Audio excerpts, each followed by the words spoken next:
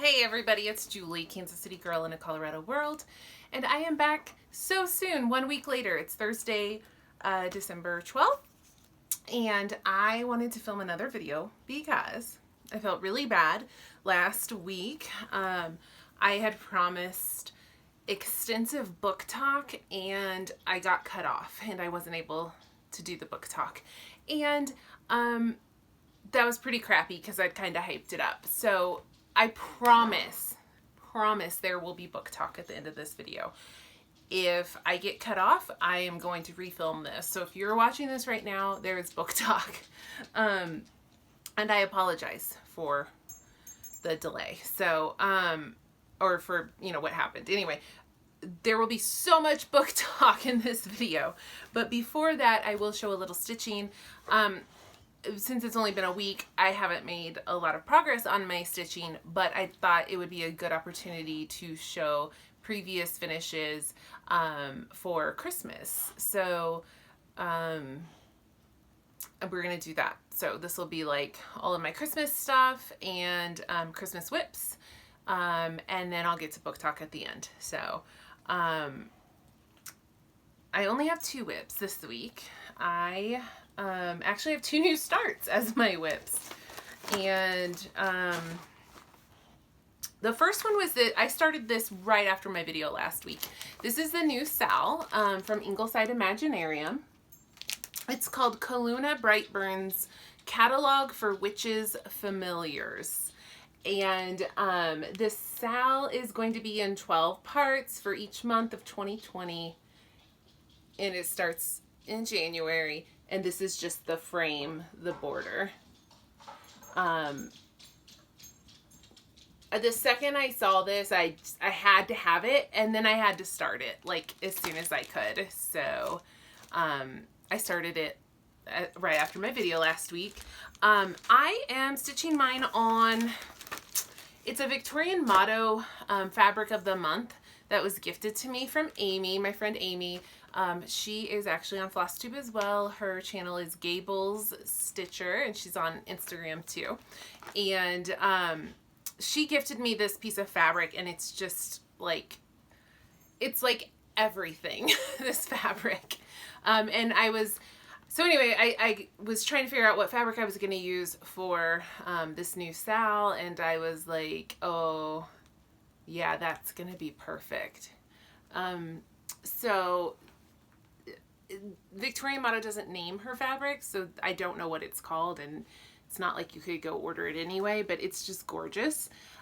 This is all just 310, and I am really pretty close to a stopping point with this border. I'll probably just need to spend like 10-15 minutes this evening to finish the back stitching right here. And then I'm going to stop, and then I will stitch. So this is, the frame kind of goes like this all the way down. And I'm just going to, I think, do that as each month comes out. I'll stitch the frame along with the whatever's inside the frame. But yeah, I think that's going to be a great stopping point. I just need like to stitch a little bit of like frou-frou over here, and then it's just frame. And then this is just a little bit of back stitching and we'll be done. Well, not done, but we'll be at a good stopping point. This is really fun to stitch, and I love this pattern. I don't know if Brittany, the designer, if this was like her intention, but to me, it's got like this Art Deco feel with these little like rosettes in the frame. And I just love this kind of like gate kind of effect up here. Just a really cool pattern. For anyone who, I think this just came out like a week or so ago. For anyone who's picked up this pattern and started to stitch it already, Brittany did send out a correction last night and this morning, just like a little correction to the pattern. So I just want to call that to your attention if you've already started stitching this. Somewhere like right here, there was like 1 extra stitch. So that was no big deal. But right here next to the F, and then right here next to the S, that little curly Q swoop-de-doop was missing on the first edition. So she has sent a corrected edition. So if you have started stitching this, go print the revised frame and just pay attention. It's super, like, not a big deal. I didn't even notice at first. But basically I just had to go back in and add like 8 or 9 stitches to put that in. So if you have recently purchased the pattern, then you should be good to go with the corrections. So there's that. So like I said, I'm gonna just spend a little bit more time on that tonight, probably while this is uploading, and then I will just finish that little bit of back stitching I have left, and then I will put that away until the first familiar comes out in January. And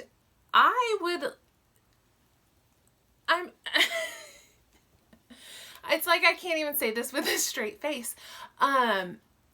I would like to keep up with this Sal in 2020. I would like to actually stitch each familiar that comes out every month, and it shouldn't be too much stitching. So, you know, if I'm willing to devote a couple of days of every month, I think it's totally doable. I would like to keep up with that Sal, but I also know myself, so, you know, we'll see. It's probably not going to happen, but, you know, we'll see. And then my other whip / new start was really like out of nowhere. This has been in my stash forever, and it's one of those like I keep meaning to get to. And someone on Instagram posted that they were stitching it, or they had just finished it, and I was like, yeah, I need to stitch that. And then something clicked, and I was like, I'm gonna stitch that as a Christmas present for somebody who probably won't watch this, but I won't say their name anyway. And I was like, I could totally get that done before Christmas. So yeah, last minute new start / Christmas present that I have put pressure on myself to finish before Christmas. This is a freebie pattern by Plum Street. It's called Coffee Buzz.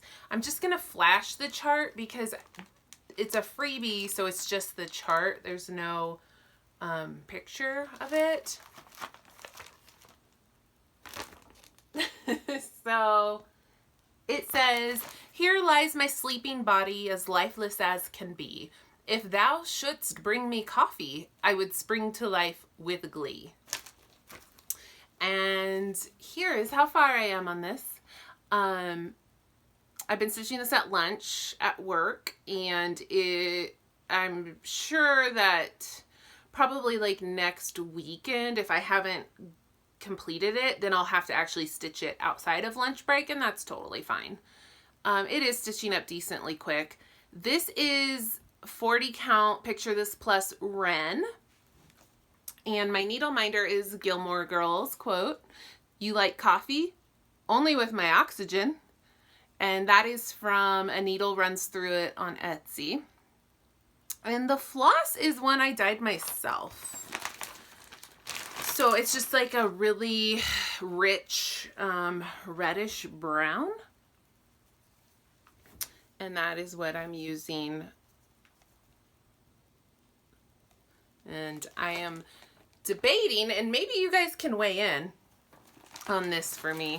I'm debating if I want to do the entire pattern in this one color, which I think is the intention, or if I should do all the words in the color, and then maybe all these little motifs I can do like in a different color, maybe like a burgundy or like a royal blue. I'm waffling. I can't quite decide on that. So if any of you like have a strong opinion or thought about that, then feel free to let me know. So that's it. That's all my stitching. Haul, minimal. Haven't had a lot of time to do damage in the last week in terms of haul. So I did get, actually this just arrived today, although I ordered it, I think like last Monday. Michelle Bendy Stitchy showed her new pattern. It's called a Very Hildy Yule. And I was like, yeah, I need that right now. And I actually think I'm going to start this like tonight after I finish the back stitching on the Kaluna Brightburn Sal. I think I'm going to start this. It's just so cute and I love it. I ordered this from Mad for Minders on Etsy because it was the first place I saw it for sale.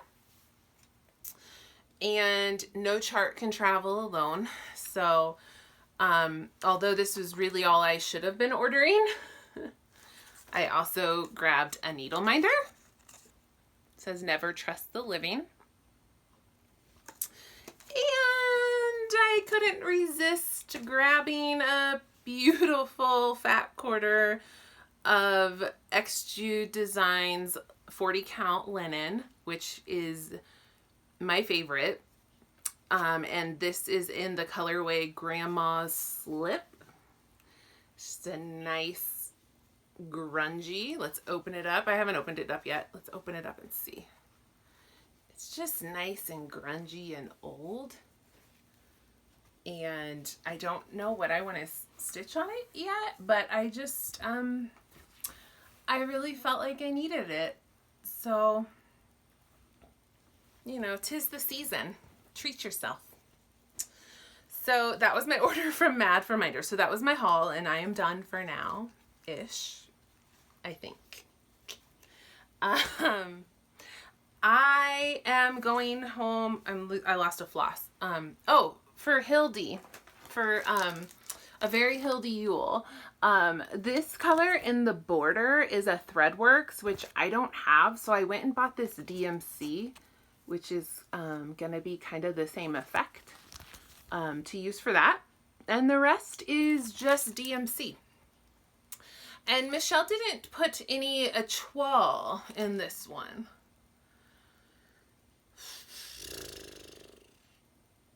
It's kind of tempting though. I'm tempted. I'm tempted to make something in here sparkly, Michelle. We'll see how I feel as I'm stitching it. So anyway, I love that. So I am hoping to actually get that stitched and finished before Christmas. And weirdly enough, I have not like been at all moved to stitch Christmas. Usually by the end of November, I'm like ready and raring to stitch Christmas. And I'm just like not feeling it. I'm not in a bad way. Like I'm not like mad about Christmas or upset with Christmas or anything like that. I just like have not been moved to stitch Christmas. I don't know why. So Hildy will probably be like the only Christmas stitching probably that I really get done this season. And that's okay. No big deal. I don't know if anybody else is feeling that way, but I don't know. I want to show you guys all my Christmassy stuff. Maybe that'll, you know, light a fire for me. Okay, so these are previous Christmas finishes, and some of these are quite, I was gonna say they're quite old, but that's kind of funny. They're only like 3 years old, but old for me and my stitching journey. So this first one, this is actually like what got me like head over heels into cross stitch. I had stitched one or two, maybe I had just finished my second Thomas Kincaid Disney piece, but that wasn't fun, right? Because that was a lot of work because it's a full coverage, it's super confetti heavy, it's super annoying. Like, I won't even stitch those now. Those Thomas Kincaid Disney Dream things. I refuse. No matter how cute they are. And it helps that they're hard to find and get these days. But I'm just like, no. Nope. Never again. Those were like my first 2 cross stitch pieces ever. So I didn't like have like a joy and a spark for cross stitching because those were a lot of work and they both took me like over a year to finish, and that was with, you know, very sporadic stitching. And then I saw this piece on Reddit, on the cross stitch Reddit forum. And I was like, that is amazing. I need that in my life right now. I don't think at that point, up until that point, I hadn't even really realized like you could go to Etsy and get cross stitch patterns. So that was like a whole new world that opened up for me. But this is the pattern, you know, that really like made me love cross stitch. And you all love this pattern too. Whenever I show this, you all freak out. So it's 3 colors. It's on black, 14 count Aida. And it's Star Wars Christmas / ugly sweater. I mean, it's just fabulous. We've got stormtroopers. We've got Darth. We've got lightsabers. We've got Han. We've got R2-D2. We've got the Death Star. We've got X-Wings. We've got the Millennium Falcon. We've got the Rebel Alliance and the First Order. I mean, we've got it all. It's all here. And it's so beautiful. Even every year when I get this out for Christmas, I'm just like, I love you. So you all love this pattern too, and you always ask me how you can get it. So Disney is notorious for harassing Etsy sellers who are using their trademarked and copyrighted imaging, logos, all that. So they will usually make Etsy sellers take this stuff down. And I get it, but the seller of this pattern in the past has been willing to sell this pattern if you message her and ask nicely. I say her, it could be a he, I don't know. That said, I haven't checked recently if they're still like on Etsy, if they still have a store on Etsy, but I know like last Christmas people were able to get this pattern. The seller store I bought this from was called Up to X Stitch. So UP number 2 X STITCH. That was the name of their store. And like I said, can't get this one directly from Etsy, but if you ask really nicely, they will probably sell it to you behind the scenes.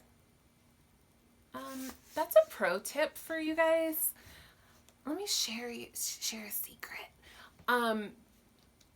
Star Wars stuff disappears off Etsy, and Harry Potter stuff sometimes disappears off Etsy. If you can still contact the seller, a lot of times they're willing to do those patterns for you.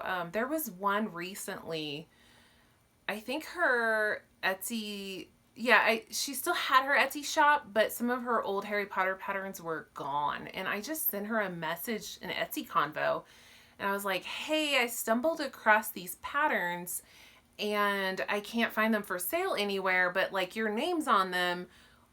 Do you still have these? What's up? And she's like, yeah, I still have them. Like, just PayPal me $5 and I will send them to you. So reach out and ask somebody. Okay, I feel like that was really long. I'm sorry. Okay, other Etsy patterns that I've stitched. I can't remember. I feel really bad because I don't remember which Etsy seller I got these from. These are a Christmas story ornaments. If someone really wants to know, like, I'll go look through my Etsy history and try to figure it out. So these are my Christmas story ornaments. He looks like a pink nightmare. The soft glow of electric sex. And the heavenly aroma still hung in the house, but it was gone, all gone. I can't read that without like doing it in the narrator's voice. So I stitched these on like 28 count even weave, and I just did a simple like flat cardboard like wrapped finish, and then I glued them on some ornaments that I picked up like at Target.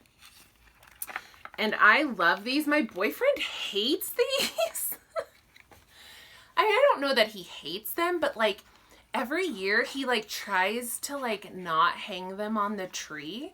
And then I have to go in like the next day behind him and like put them on the tree. What is that about? Like, he won't hang these on the tree. But I hang them on the tree when he's not looking. So he can get over it. And my other Etsy pattern I have, I do remember the seller for this one. This seller is called Vale Stitchery. That's V-A-L-E, Vale Stitchery. And this is the Harry Potter Christmas pattern. And this is also on Aida. This is 14 count Aida with just like B5200. And I don't know if this is still for sale. I haven't looked. But, you know, she could have gotten in trouble for this Deathly Hallows here. Which, hey, speaking of, here's my earrings, which are also Deathly Hallows. And they're just wood carved. I got these in Boston. This was, I believe, it had to be from Michael's. Just a simple, like, white, you know, one of those 40% off simple frames. And it's like, but it's distressed on the front. I didn't do that. It came like that. In a simple finish. And I really love it. Okay. So what else do we have here? The ever famous Lantern Lane by Little House Needleworks. I'm very happy with how this one turned out. I love this one. It got a little damaged in storage. So here's Lantern Lane. What is damaged is all the berries fell off of my pick. So I need to glue some red berries on there. So just, you know, pretend. This is also just like a wood plank from Michael's. I did a double mount with like some homespun. This is Picture This Plus, I believe it's Legacy. It's got a green, a little bit of a green tint to it. I believe I stitched it with all the called for colors except for I had to swap out the white because it wasn't showing up on my fabric. So I replaced that with like a brighter white, like eggshell or something like that. Oh my God, there's cat hair on this. I'm sorry. So this is the house that took forever to stitch. It's a dang mansion. Took so long. But I do love this piece so much. I highlighted my boyfriend, mine, and, my boyfriend, mine, and Lincoln's initials in red.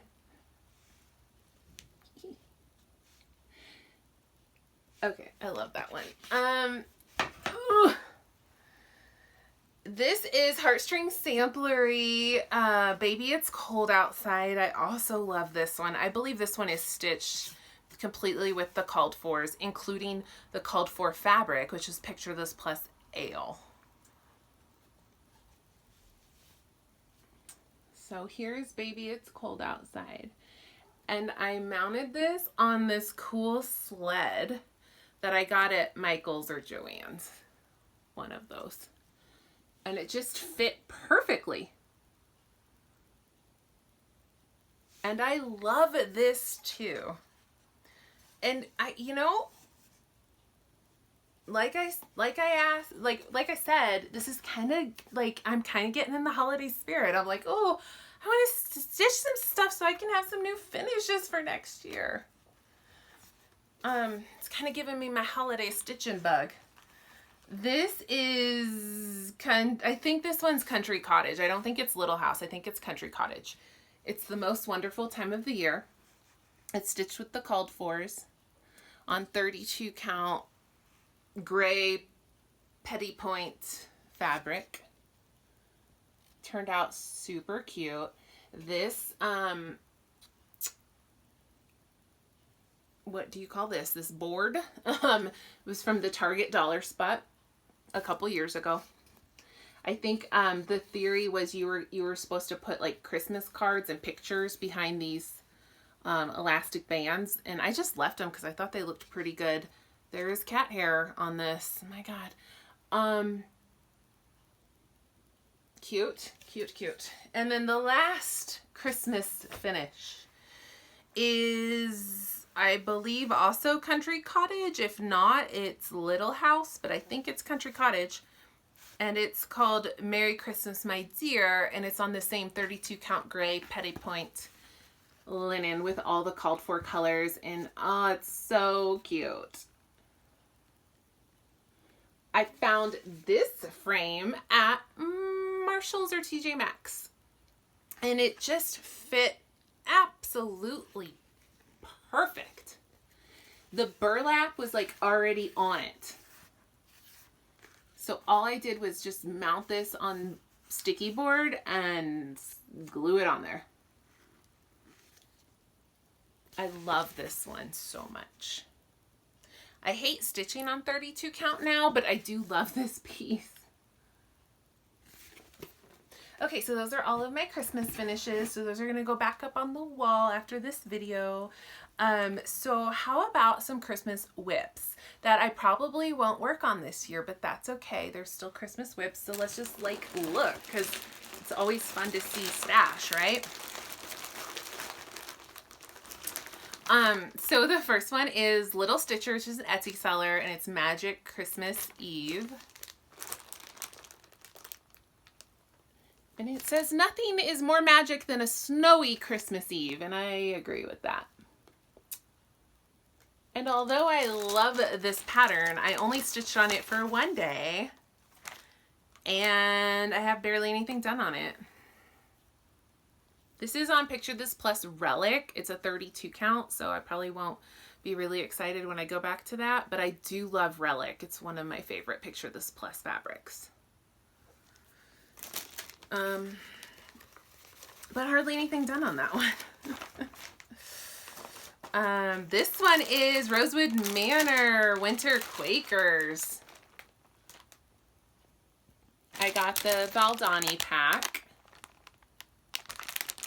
And I'm stitching this on a 28 count hand dyed by Stephanie linen called Snowdrifts. It's really pretty. I don't know how well it's going to show up. It's like a, it's more of a purpley blue, but very, very light. Oh yeah, I think that's showing up really good actually. Yeah, really pretty. And here's how far I got on Winter Quakers when I worked on it over a year ago, maybe 2 years ago.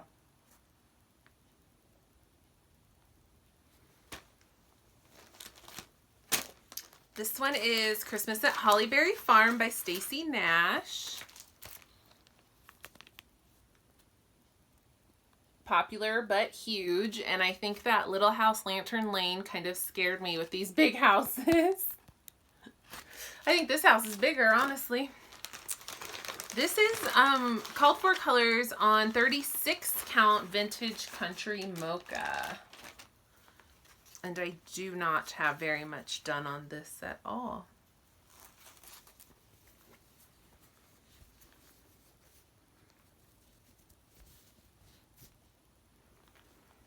It's kind of a joke, huh? Very little done. So the reason I have all these Christmas whips with very little stitching done is because not last Christmas, but I think the Christmas before, so I guess that would have been 2017. I did this like 13 days of Christmas thing where I started a new Christmas project every day for 13 days leading up to Christmas. So most of these got 1 day of stitching on them, and a lot of them I just have not gotten back to. This is Primitive Hair Christmas Tree. This is on Picture This Plus Relic. No, not Relic. Mellow. 36 count Mellow. So pretty. The little bit I have done is so pretty. This one's smaller than it looks. Like, it looks like a decent size, but it's like 5 by 7. So this one's kind of petite. This one is hilarious. Like, the start I have on this is such a joke. It was another one where it was like 1 day of stitching. It's Plum Street Samplers, Mary 2. And it's on R&R 36 count Winter Brew.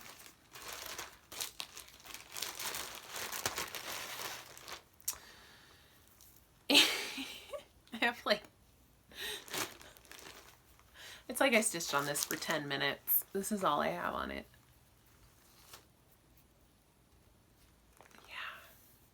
Yeah. Country Cottage Needleworks Vintage Christmas. Is it really so much my style now? But something about the hot pink and the sky blue just still like speaks to me. It is cute. I'm stitching it on that awful 32 count lamb's wool which will like stand up on its own. It's so stiff. And I only got like a one day of stitching on that. Like this linen is hilariously stiff. Like you could like fine sand something with this. Like this is sandpaper stiff. That's all I got on that. Oh, so I like some of these I have a little more progress, so they're a little more interesting. This is Tiny Modernist Santa's House. This was I think this was last Christmas's Sal. I loved this year's, but I told myself no, because it's like, I should probably finish this one. And I did like this year's. It was like a Christmas tree farm. It was really cute, but I didn't get it. So this is last year's. I dyed this myself, this 28 count linen. I think I just like tea and coffee dyed it, and I really like how it turned out. Like, I really like it. And it's just DMC, and I actually got a lot done on it, but then, you know, I put it away and never looked back. And it's also a lot of stitching. I think it was released in like 6 parts, but it is a lot of stitching.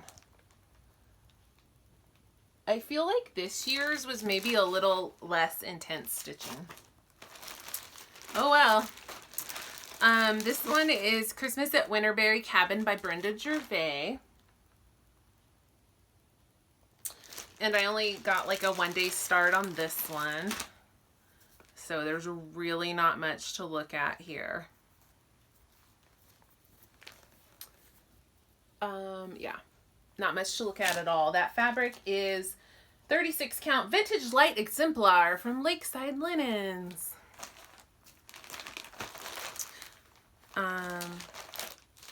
This one is Primitive Hair Christmas at Orchard House. I actually do want to stitch this one in 2020 and get it done.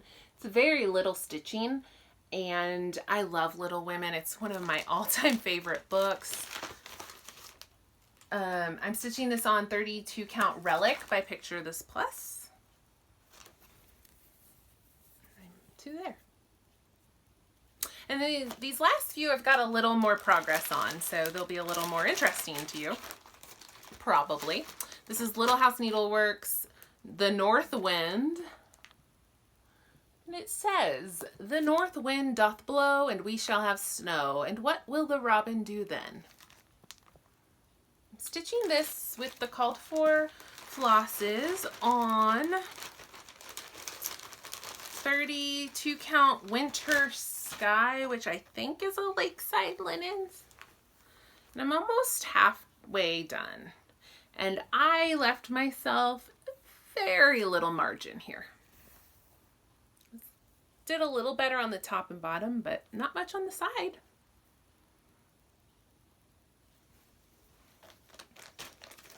This is another one that I want to finish in 2020. This is the Cottage Garden Sampling Peace on Earth Sal, which was hosted by Sarah Elliott, Stitchology, and Christine Stitch All the Things.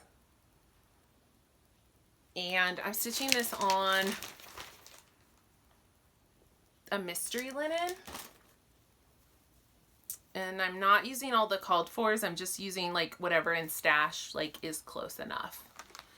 And I do really love how this is coming out. And this part took forever. This is not just solid stitching. You have to stitch a pattern in there.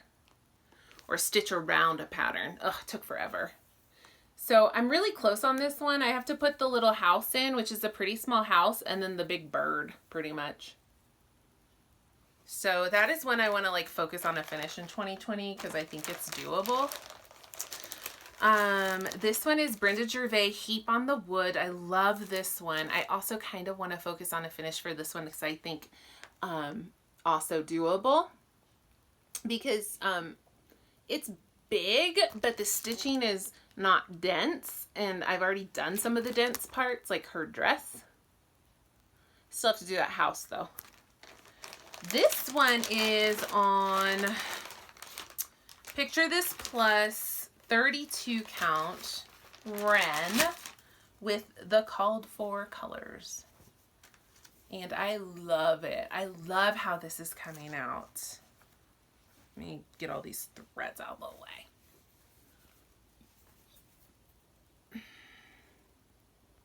I just got a low battery notice. I forgot to plug in my phone.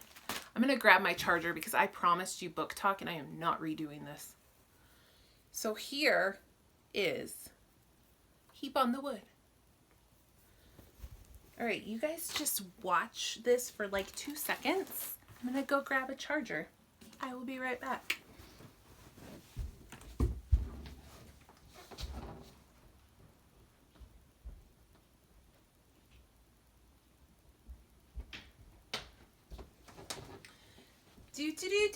Hey, I'm almost back, guys.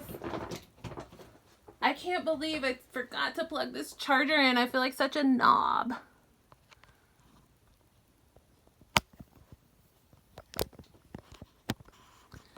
I can't tell if it took that. I hope it did.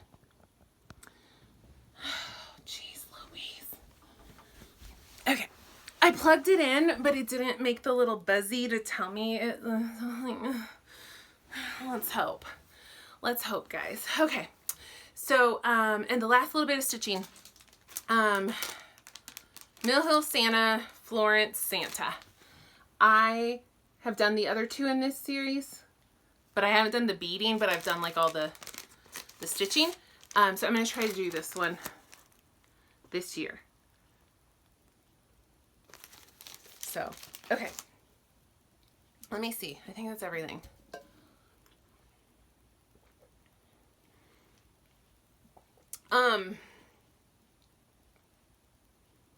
Yeah, that's everything. Okay. Sweet. Let's talk books. That's all the cross stitch stuff. Thanks for watching. If you don't care about books, you can leave now. I won't be offended because I probably won't know. But oh my gosh, book talk, like we got so much to talk about, you guys, because this is like probably like a month of books. I'm trying to think, like I'm looking back through my notes, like, hey, when's the last time we talked about books? And it was probably on November 12th, which was exactly a month ago. So let's talk about what I read, and we're gonna kind of go in order because why not?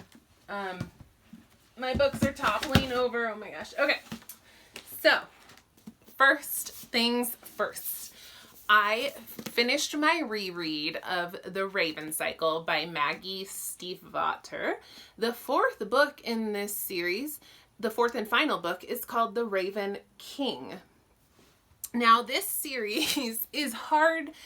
It can be hard to explain. It's set in a small town called Henrietta, Georgia. It's like a really small, like hick town, basically. And so it's like, you know, lower income, like very blue collar working class town, but there is a private prep school for really rich boys, and it's called Aglian B Academy. And the boys who go to this prep school where their school uniform is like a polo with a little raven on the polo, a little raven logo. That's the school mascot. And so all the locals in the town call them Raven Boys. So that's where the series title, like the Raven Boys, that's where it comes from. So the main characters, it's kind of a group. It's not just one, but probably like the real main character is a girl named Blue. She's one of the locals in the town, and she comes from a family of magical empowered witches. Like they're witches, but they really are. Like they run like a psychic fortune telling kind of like business out of their home, but they're actually like legit. And Blue is living in this house with these witches, but she has no magical talents of her own, other than she is something, I don't know if she has like an official name, but she can amplify magic. She's like a conduit for the witches. When she's near them or when she's touching them, their magic is stronger. So she gets pulled into their world often because they need her for readings and predictions and things like that, because she makes them clearer and stronger. But she herself has no magic. I don't know why I needed to tell you all that, but it's interesting. She's a very interesting character. So she hates the Raven Boys just like everybody else in town because they're like spoiled, bratty, rich boys, you know? But she somehow falls in with a group of 4 boys who go to the preparatory school. And she falls into into something with them, and then they all actually become best friends. And so the 4 books are exploring that friendship, the friendships developing. There's some romances that develop, and in the meantime, they are looking for a mystical Welsh king who is believed to have been put into an enchanted sleep and buried somewhere in their town. So it's Owen Glendower is the Welsh king, and they are looking for his crypt. They're looking for him. That is really almost like not like the real plot of the book. To me, like the book is about the characters and their development and their relationships, but like to give them something to do, they're looking for this Welsh king. At least that's how I feel.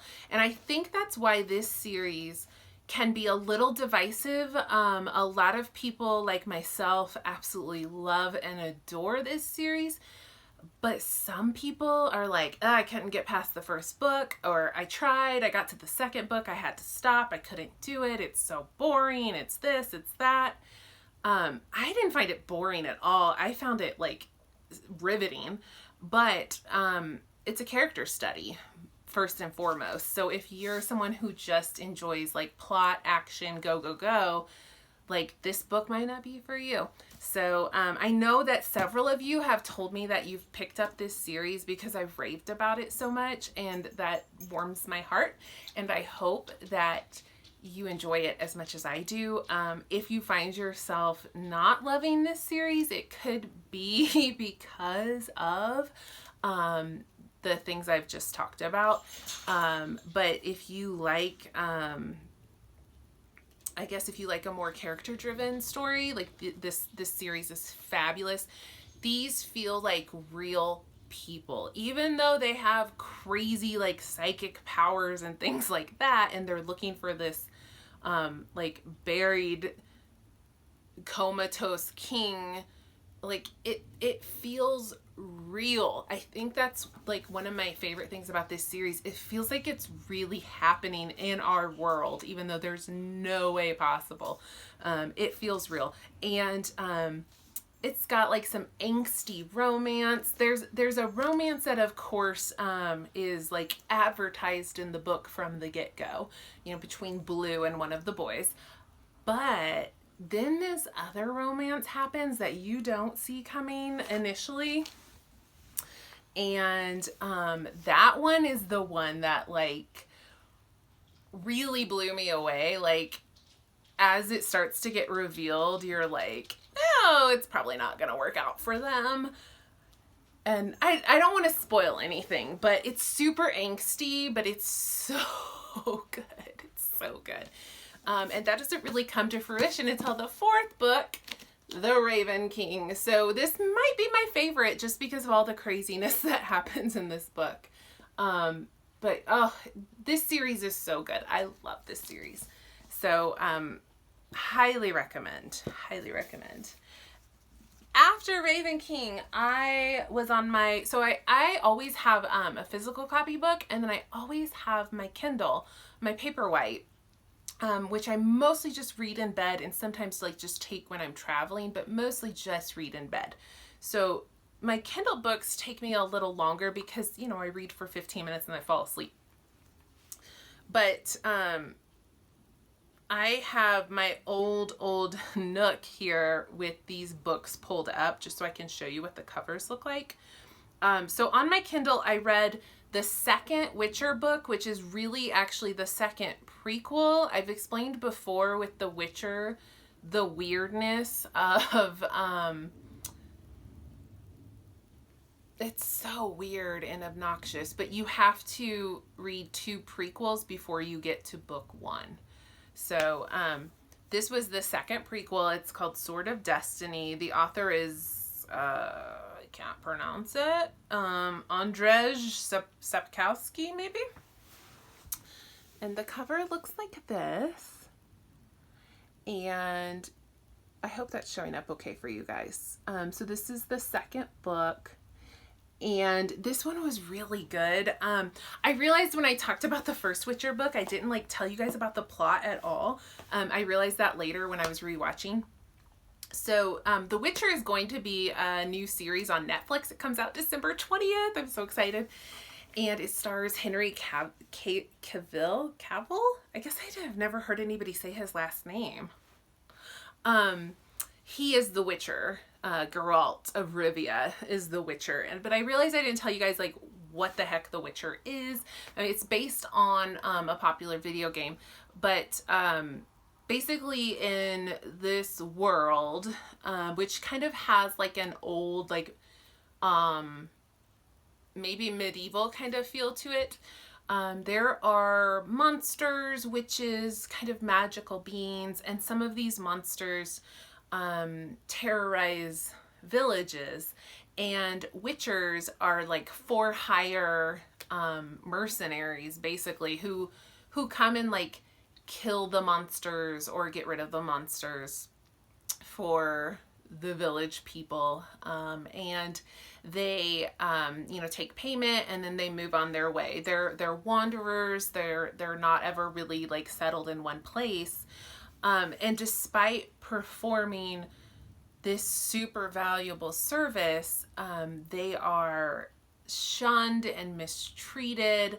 They're looked at as not human. They're looked at as like dirty and foul, and people, you know, it's that old like, oh, now you need me, like, so now I can come in your town and like get a meal because you need me to kill this monster. But like if there's no monster in the town, they're like, keep on walking, Witcher, like do not stop here, we don't like your kind. So he is, you know, he's lonely and he doesn't have a family. Witchers are taken in childhood to this like Witcher Academy. They're mostly orphans, or families will like sell their kids that they can't take care of, like to be witchers, and most of them die in the academy because they are like heavily mutated through potions and spells and all this weird stuff. Like they're kind of like experimented on, and most of them do not survive into adulthood to become actual witchers. And I think that's another reason why like the villagers like shun them, because they know they're like unnatural and they've survived like really horrific things. So I don't know about you guys, but I know I'm rambling, but like hearing all that would really make me want to read this book. So I hope that worked for you guys. They're good. They're great books. So it's basically Geralt. It's just the first 2 books are just like to kind of get to know him as a character, get to know his background. He basically just goes and like slays dragons and like kills monsters and whatever. There is a romance, sort of, like he has this really weird romantic relationship with this witch. She does not treat him right, let me tell you. She does not treat him right, but he keeps coming back for more because he is damaged. He is flawed. You know, he's an orphan and all this horrible stuff happened to him and he needs love. He wants love. He says he doesn't, but he does. Anyway, so there is this child who is prophesied. And in the second book, he finally like meets up with this child. And I don't think this is a spoiler because in the Netflix previews, like they show this child. Her name is Siri. And I really don't know yet what's going to happen. I think this next book is going to be really good. This is the third book that I'm going to be trying to read before December 20th, and it's Blood of Elves. And I think this is when the story really, really gets going. I've been reading the prequels. But in this second book, him and Siri like finally like, you know, start their relationship, and it's just so sweet. It's so sweet. You know, he's like this curmudgeonly, like miserable dude, and she's like, she like knows, like she has like some intuition and some magic, and she's like, no, like we're supposed to be together. And he's like, no, go away. And she's like, no, like we are fated to be, like, you need to take care of me. And he's like, no, leave. Like, I can't. And it's just really cute, like the play and the back and forth. And this book ends on just the absolute sweetest scene of them reuniting. And it's just like, oh, it's so sweet. So, I really like the series. I really do. But I am excited to like really get into like the meat of the story now. Because like I said, I've been reading these prequels, which were entertaining and fun. But now I think things are really going to get started. So that's exciting. So next I read, this is a new release. I went and got the day it came out. It's Queen of Nothing by Holly Black. I got this from Barnes & Noble, and it's actually autographed. They had autographed copies, like for no extra charge. So this is the third conclusion in a trilogy by Holly Black. The first book is called The Cruel Prince. The second book is called The Wicked King. I've talked about those in previous videos. Such a fun series. The first book especially was so fun. Just like tore through it, couldn't put it down. It was a blast. The second book, also really good. Tore through that as well. The third book, I'm whelmed. Didn't hate it. Didn't love it as much as the other two. This book's getting pretty much raked over the coals online. People were not happy with this book. It felt rushed. It felt like she needed several more months to keep writing, but like maybe her publisher was like, nope, we want the book now. Like that's kind of what it felt like. It just wasn't satisfying. Like she wrapped things up, but I don't know. It was missing something. It was missing something. And I think a lot of people feel that way. It was entertaining. It's short. It's only 300 pages. Like what? We could have easily had like 60 more pages, and I think we all would have been a lot happier. But like I said, it's not bad. It's just not as good as the first two. But worth a read to finish the trilogy. So the premise of this trilogy is that there are two twin sisters who are mortal. They're humans. But they have an older sister who is a fairy. She's half fairy. So the girls, their mom was human, and she took up with this fairy dude, had a child with him, and then ran away back to the mortal world and had these two twin girls with a mortal man. All this stuff happened. The mom dies. The three girls end up back in fairy, and it's about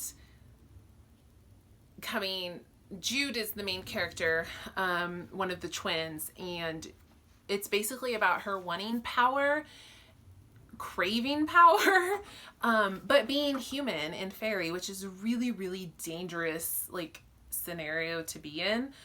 She has a lot of protection because her fairy foster dad is like a grand high general to the king, but she's still vulnerable. She's still bullied. She's still like, her life is in danger very often.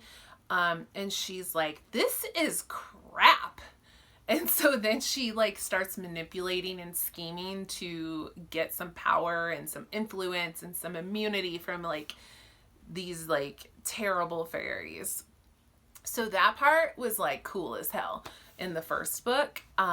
Somewhere along the way, she falls in love with this dude she hates. So you have that like enemies to lovers trope going on. They're both pretty terrible people. So I think some people don't like the series for that reason. Jude does have redeeming qualities, and I really enjoyed her character a lot. But sometimes she does some stuff that you're like, really, lady? Like, So I could see how some people are like, I don't like this book because I didn't like her. But it's fascinating, the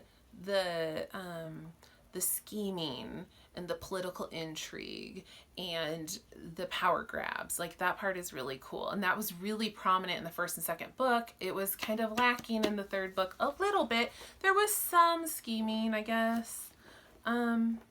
Yeah, I still recommend this series, especially just for the first two books, and then you just got to read the third book just to wrap it up. And it's short. It's only 300 pages, so you know.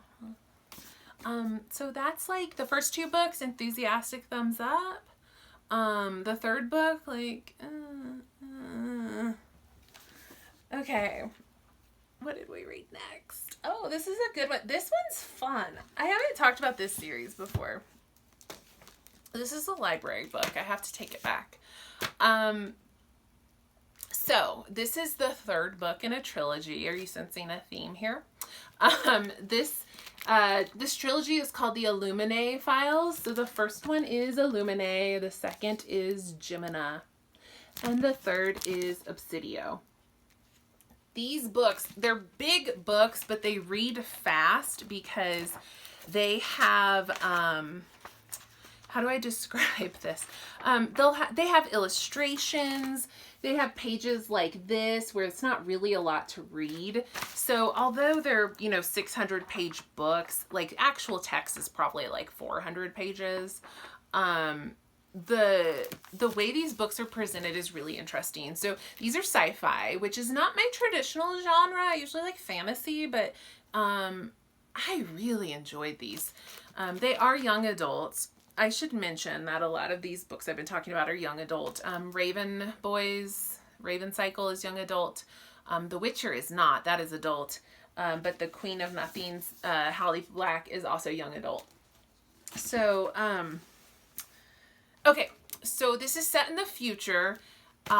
There is, humans have figured out space travel and how to like warp and jump and all this stuff.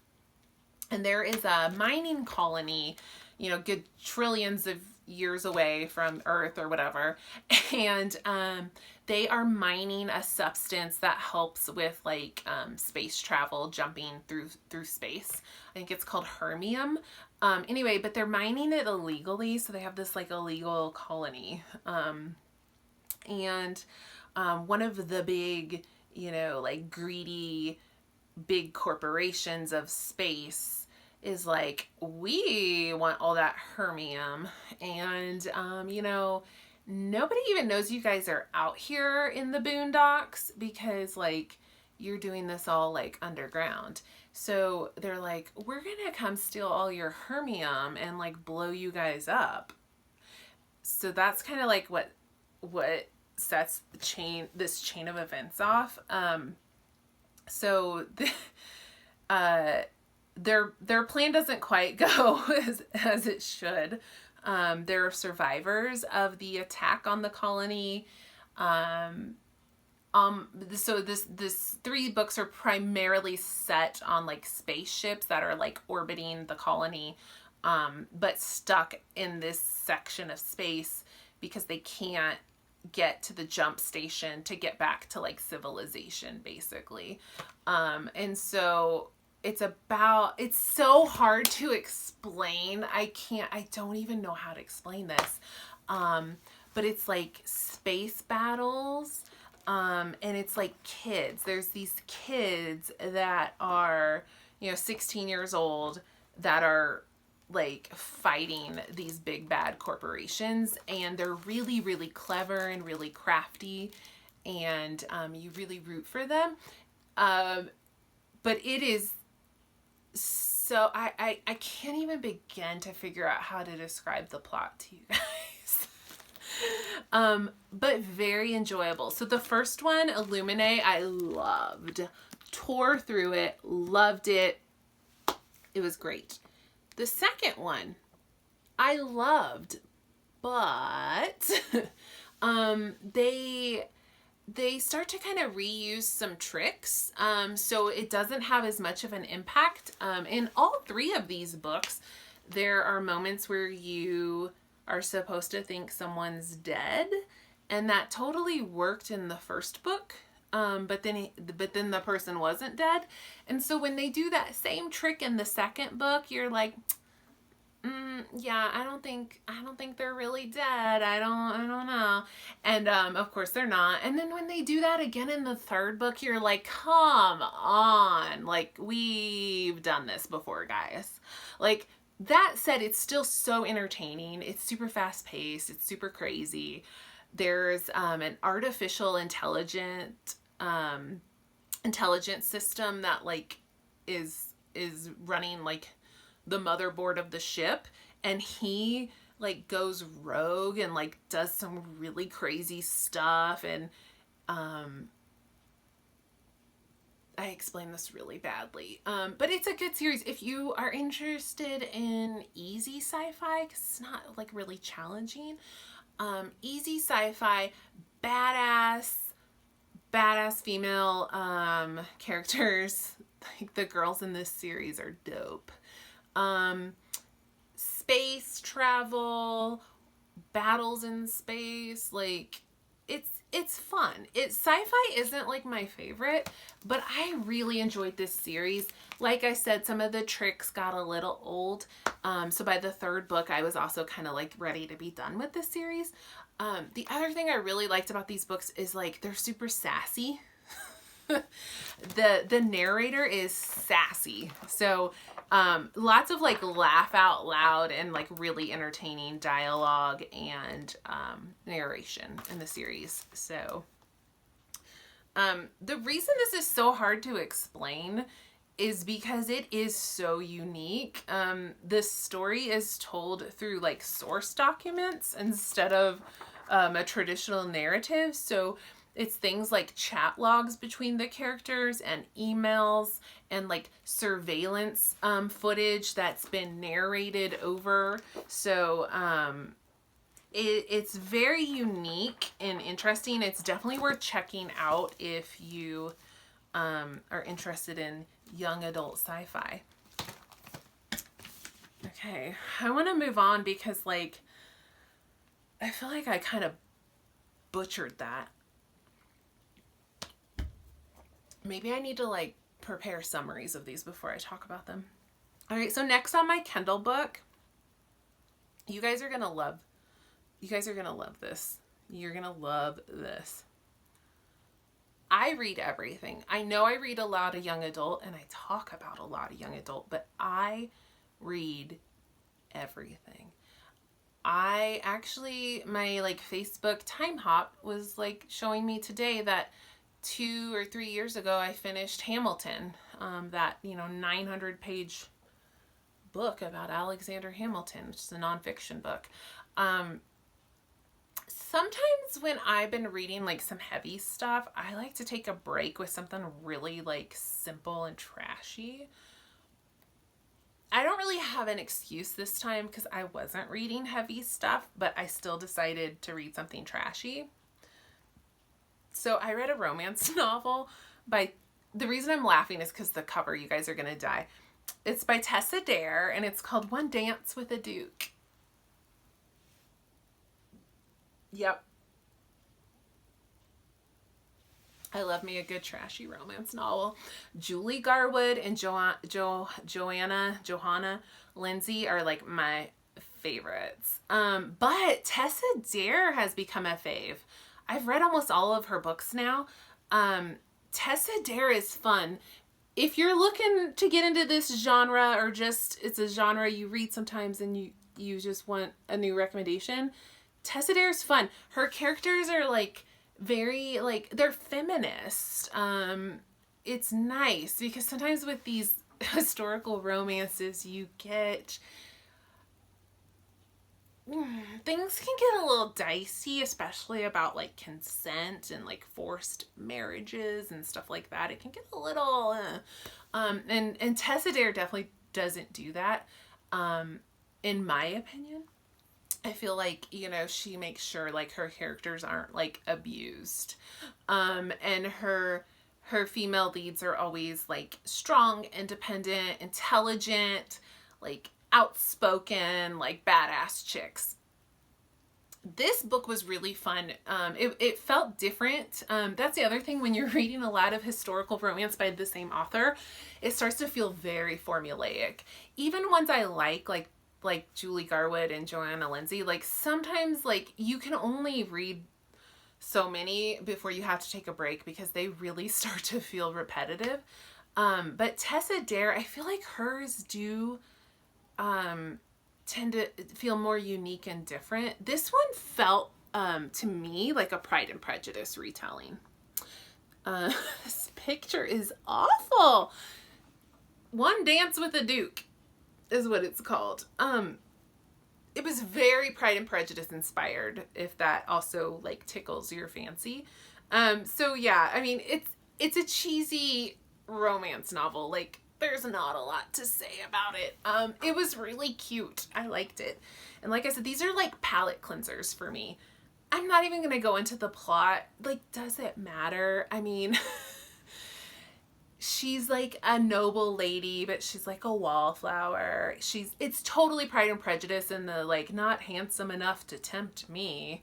And then this like handsome, broody Duke, you know, comes on the scene and totally overlooks her, but then like her spunkiness, you know, like catches his eye, and then she blooms and becomes beautiful like under his attention, and you know, they go back and forth and they have misunderstandings and all those things that always happen in historical romance novels. Read it if you care to. I'm certainly not going to encourage someone who's not interested in this genre to like hunt this one down. But it was cute. It was cute. And I really do like Tessa Dare. I do enjoy her. So what did I read next? Oh, this one was good. Another library book. People would not stop talking about this series, so I finally was like, fine, I'll read it. I'll read it. This is another young adult. This is called Scythe. It's by Neil Shusterman. It's a trilogy. The third one just came out. Oh my God, this was good. People kept saying it was amazing. It was the third book that came out a few weeks ago. People had been saying this is my most anticipated release of 2019. I can't wait. I can't wait. So the hype is well deserved. This book was great. So this is a book that is set in the future, and I think it's like maybe 300 years from this kind of time line. And humans have figured out how to stop aging and how to cure anything, how to reverse cells back to like normal healthy cells. So basically you can't die anymore because, I mean, even if you have an accident, like, they just fix you. So, like, even if you were, like, you know, jumped off a building, they take you to a revival center and they just, like, regenerate you and you're good as new. So you cannot die in this new future. Well, that means we're going to get some overpopulation. So what they have, what society has done is designated a class of citizens, and they are called scythes. And they are allowed to glean citizens. So basically to kill you for real for forever, where they can't take you to a revival center and bring you back. Like, they are able to, like, literally, you know, fully kill you. So that sure sounds scary, doesn't it? But they do explain in the book that, like, you know, you have like a less than 1% chance of being gleaned in your lifetime. So although it's very, like, scary, I think most people just go on about their lives and live as normal, because the risk of someone, you know, of you being gleaned is really still quite low. But when a scythe, like, knocks on your door, you know, you freak out. You freak out. Like, who are they here for in this household? Who are they killing? They have cleverly manipulated society to where you cooperate. You don't fight against the scythe, because they have a law that if a scythe comes to glean you and you resist, then everybody in your family will be killed. And they enforce that law. And so even though you want to fight and, like, rage, you don't want your whole family to die, so you go cooperatively with the scythe to be gleaned. It is such a fascinating world. It's done so well. It's described well. It's built well. It's believable, even though it sounds a little crazy to say this. Like, in the book, you're like, oh, okay, sure. You know, it's fascinating. And so where this book starts is that one of the scythes has decided he needs to take an apprentice. So you know, scythes kill all day long, basically. And so they get kind of messed up. So often they, like, take themselves out of the equation. They, if a scythe chooses to end their life, it is permanent.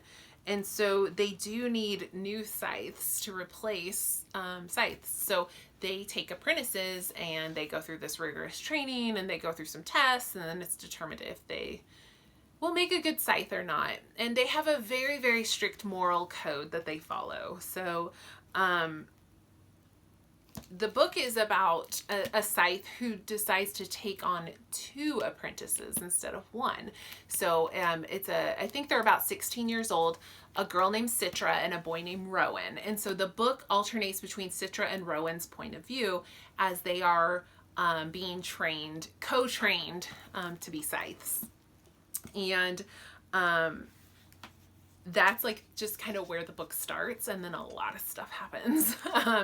There are a lot of twists and turns, things you do not see coming, but believable, but, like, you're just like, wait, hold up, what? There is some political intrigue among the scythes. There is, like, kind of a new class of scythe that's rising up that thinks, like, the old guard needs to, like, go away, and they need to, like, reform and modernize the scythedom. So there's, like, some, you know, political machinations and things going on there. So it's really, really very interesting. Also, sometimes with these books and trilogies, like, they end on these cliffhangers and, like, you know, you're, like, dying for more. And this book was nice because it left you wanting more, but it also ended, like, very satisfactorily for me. like, I thought it had a nice conclusion, but I'm also like, I need to read the second one and see what they do now. So that was fun. The reason I bring this up is because I am still, to this day, salty about the way Catching Fire ended, okay? Like, to this day, I am mad about that. If you don't remember, Catching Fire ends with them basically blowing up the arena and like helicoptering Katniss out of the arena, and it's like end scene. And you're like, did PETA get out? Like, what's going on? Who died? Where are they going? What's gonna happen now? And then we had to wait like a year for Mockingjay. I'm still a little upset about that. So I'm gonna say that this book doesn't do that to you. It ends like, and it's a natural conclusion, but like more stuff is going to happen and you're excited about it, but like it's a good conclusion. So I will be reading the second book soon, Thunderhead, because I was supposed to return this to the library last week. So I'm going to read this real quick and pay a late fee. Okay. And then I'll read the third book like eventually, I guess. Okay. So I know I'm blabbering, but I'm almost done. So what I'm currently reading on my Kindle right now is a book by Nora Roberts. It's called Of Blood and Bone. And this is the second book. The first book is called Year One. And I believe this is going to be 3 books. Nora Roberts, we've all heard of her, right? This lady churns out books like, I don't even know. Like, it's insane. She's written like 150 books or something. And I never ever wanted to read Nora Roberts because I thought it was like cheesy romance stuff, like contemporary romance. And I was like, no thanks. And then somewhere along the way, someone was like, Nora Roberts has some good like trilogies. She does write like contemporary romance stuff, but she also does like some supernatural stuff, and she will sometimes write about like witches and stuff, which is really cool. So I've now read a couple, not a lot, but I've read 2 of her series. One was the Three Sisters series. That was the first I read of hers, which is a trilogy about some witches. I love that series. It was great. And then the second series I read was, I believe, 4 books, and I can't remember what this series is called, but it's Morrigan, The Circle. Is it called The Circle? Maybe it's a trilogy. Maybe it's 3 books. Anyway, that was also excellent. So I was like, Nora Roberts isn't half bad. And then when Year One came out, rave reviews, so I wanted to read it. So I did. I did not love Year One. Here is why. It was written well, it was plotted well, everything was fine. It was just depressing as hell. So Year One is basically like a post-apocalyptic like horror story to me. A virus rips through the world and kills like 90% of the population. The people who are immune to the virus or who survived the virus, a lot of them, but not all of them, have magical powers awakening after the virus comes through. So people who were just normal citizens are suddenly like fairies or elves or witches and are like coming into this power. And some of them are coming into a dark power and they become very dark, horrible people. And so Year One, the first book, is all about like the aftermath of the virus. So like, first of all, the book starts with just people dying left and right. And then it's just people trying to survive, trying to find a way to live, while also these evil, dark witch people are trying to kill them constantly. And like, it's basically like Walking Dead without instead of zombies, it's like these witchy people. And it's hard. Like, I had to stop watching Walking Dead eventually because it was like too much. Like, it was just too much despair. And I was like, why am I watching this? Like, so that's how year one felt to me. It was fascinating. It was well written. The characters were very interesting, but it was just hard. People were dying. People were struggling. I almost like didn't finish the book. At one point I was like, I just think I'm just done. But I like pushed through, and I was glad I did because the book ends on a really high note. That redeemed like the whole book for me. Like the last few chapters, like finally some hope and light and good things happen. So, so I decided I would continue with this series. And so I am now about 65% through book 2, which is called Of Blood and Bone. And I am loving this book. It is really good. So, book 1 ends with the birth of a little girl who's called the One. Basically, she's the chosen one. She's been prophesied to be the one who can save us from the dark.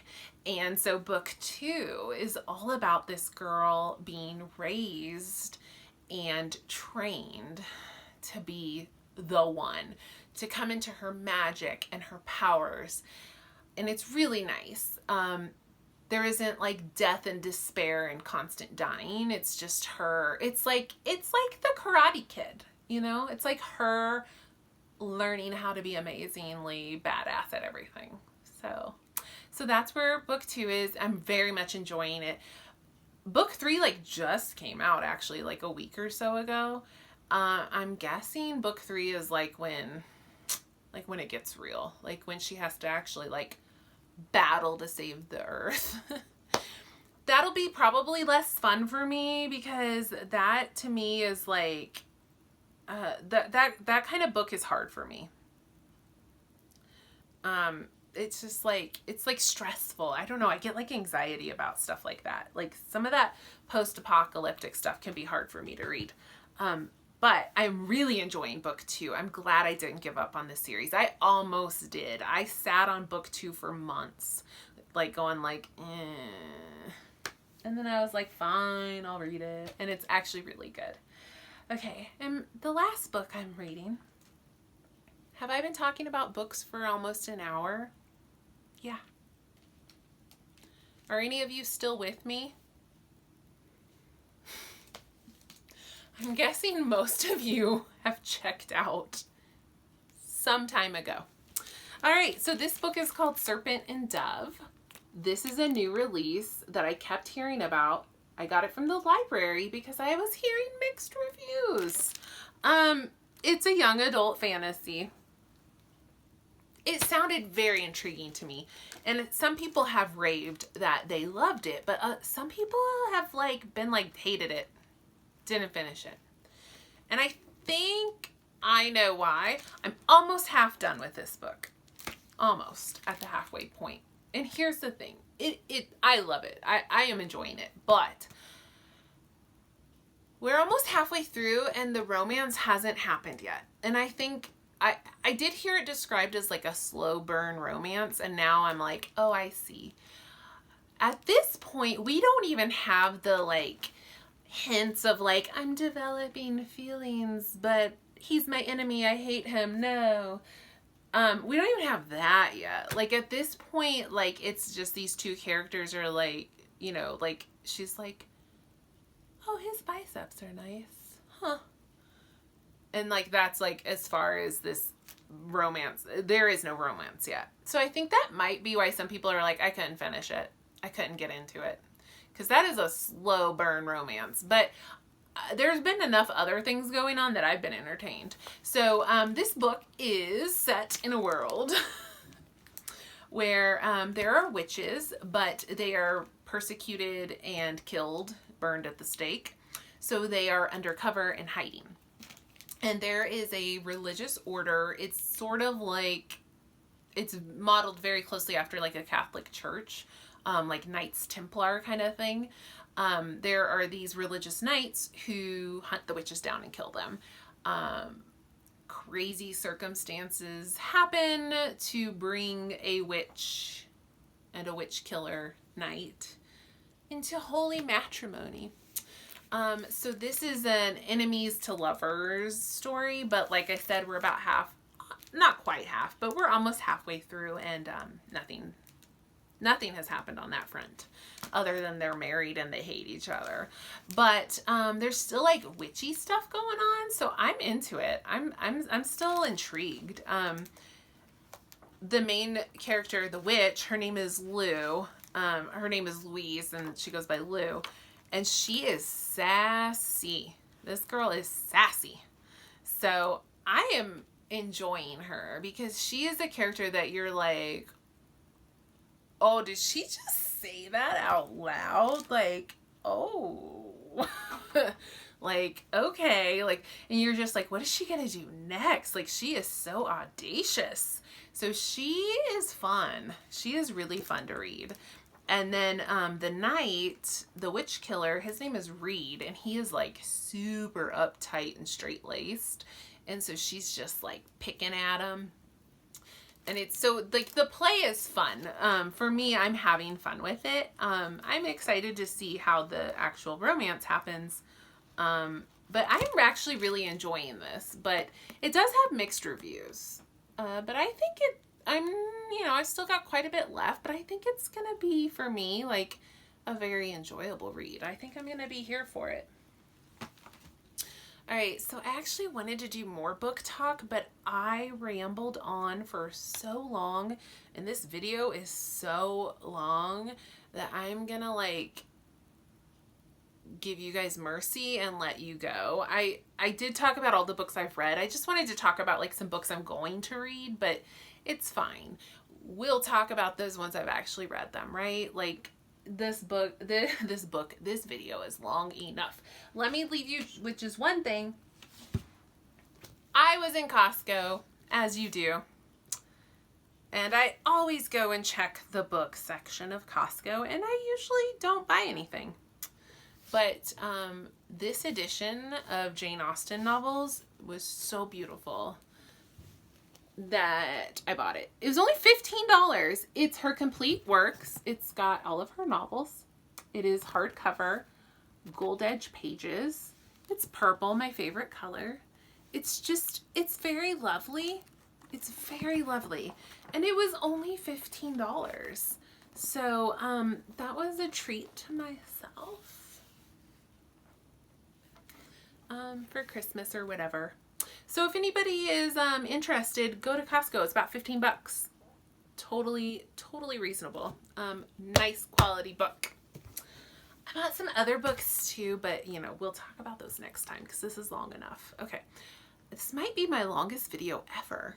So if you actually made it to this point, I want you to leave me a comment telling me, because like you deserve a gold star. Like I just honestly I want to know who stuck it out, because holy crap, I just blabbered on for an hour.